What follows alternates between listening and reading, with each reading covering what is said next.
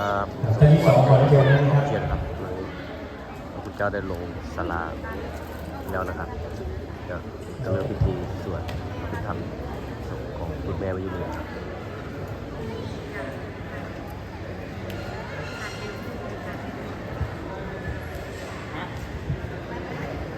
ขอเชิญท่านนะครับจุดธูปเคารพศพที่หน้าสุดครับเดี๋ยวครับ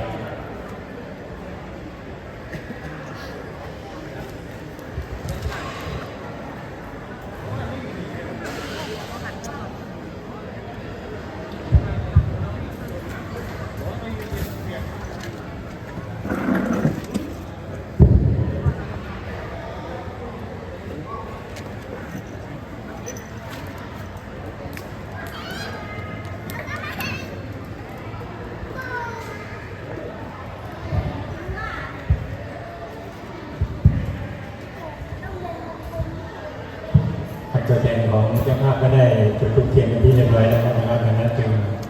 ขอเชิญทุกท่านนะครับร่วมกราบพระบูชาพระโดยพร้อมเพรียงกันการจะได้รับฟังพระคุณเจ้าตรวจต้องทานกันแบบสบายใจเชิญทุกท่านครับ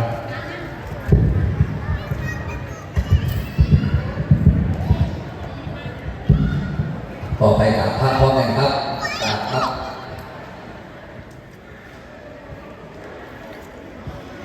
ตั้งนะโมพร้อมกันครับนะโมตัสสะภะคะวะโตอะระหะโตสัมมาสัมพุทธัสสะนะโมตัสสะภะคะวะโตอะระหะโตสัมมาสัมพุทธัสสะนะโมตัสสะภะคะวะโตอะระหะโตสัมมาสัมพุทธัสสะอิมินาสกาเลนะพุทธังอภิปูชยามะอิมินาสกาเลนะธัมมังอภิปูชยามะอิมินาสกาเลนะสังฆังอภิปูชยามะอะระหังสัมมาสัมพุทโธภะคะวาพุทธังภะคะวันตังอภิวาเทมิสวากขาโตภะคะวตาธัมโมธัมมังนัมมัสสามิสุปฏิปันโนภะคะวะโตสาวกสังโฆสังฆังนามามิมะยังพันเตวิสุงวิสุงละกนัตถายะติสารเนนะสหปัญจศีลานิยจมาทุติยัมปีมะยังพันเตวิสุงวิสุงละกนัตถายะติสารเนนะสหปัญจศีลานิยจมาตัติยัมปีมะยังพันเตวิสุงวิสุงละกนัตถายะติสารเนนะสหปัญจศีลานิยจมา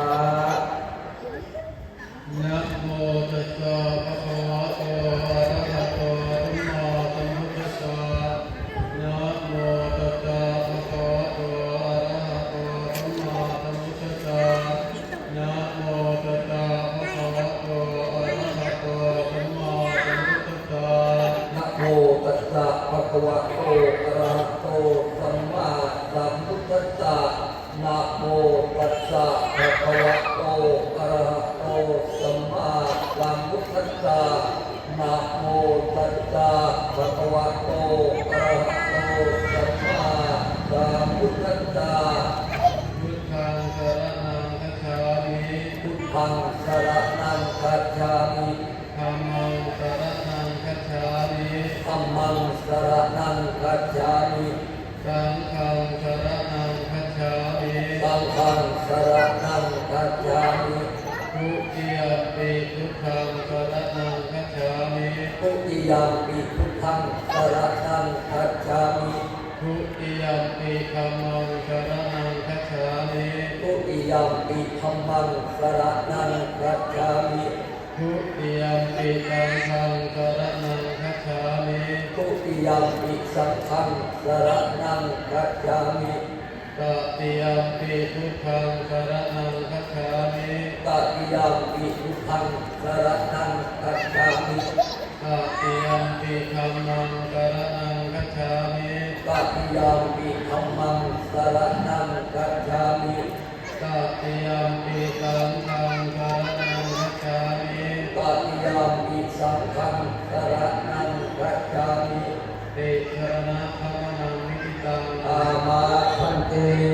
ปานาติปาตาเวระมณีสิกขาปะทังสมาธิยามิ ปานาติปะตะเว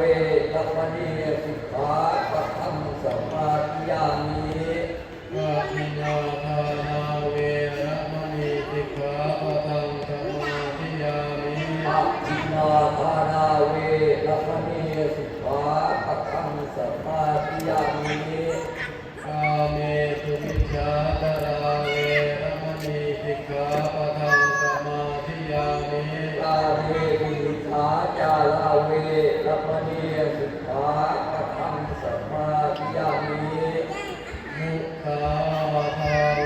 ระมณีสิกขาปะทังสมาธิยามิ สาวาทาเวระมณีสิกขาปะทังสมาธิยามิ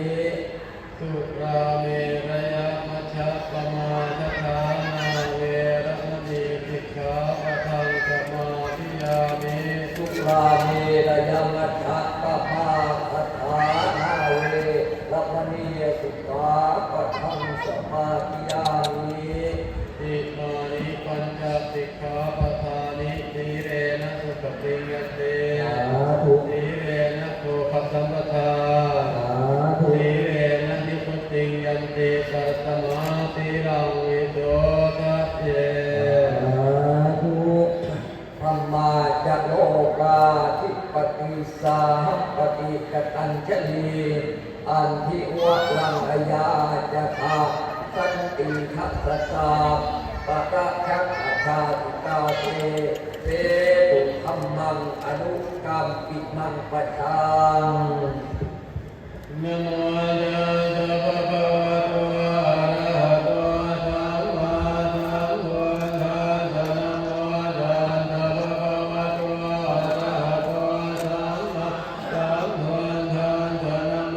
ตัสสะภะคะวะโตอะระหะโตสัมมาสัมพุทธัสสะกุศลธรรมะกุศลธรรมะ